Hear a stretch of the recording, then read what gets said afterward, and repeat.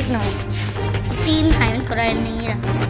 มึงก็เป็นโจรกีฬาของเขาอะไรกูไอ้แดะมึงเสร็จยังมึงแม่นจงต่อ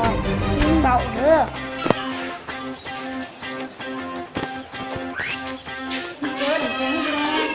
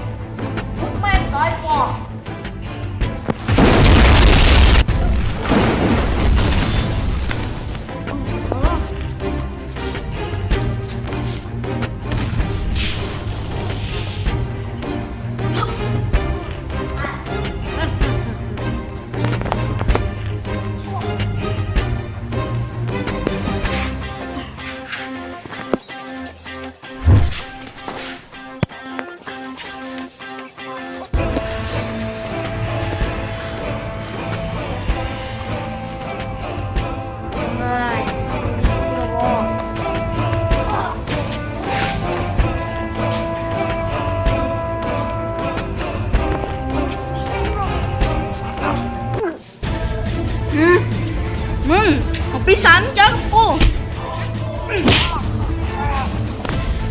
มึงบอกอย่าดูกู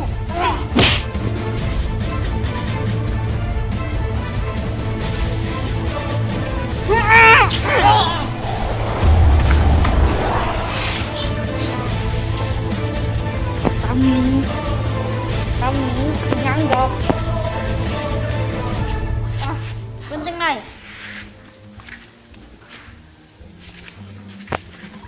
เผาแปลงร่างแม่จนกลัวมันจะมาทำลายเงินเผาแปลงร่าง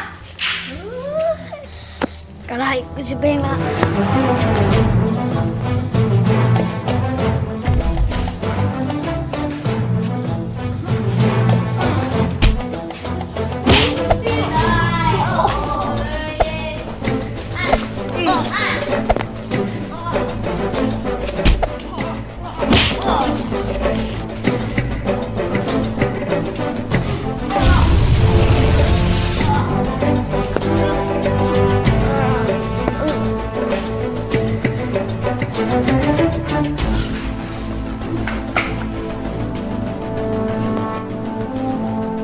ไง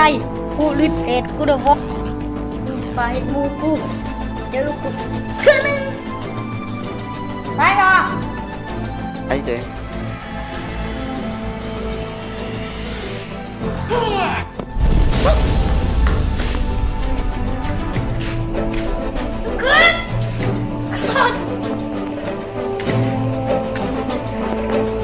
ขอบใจ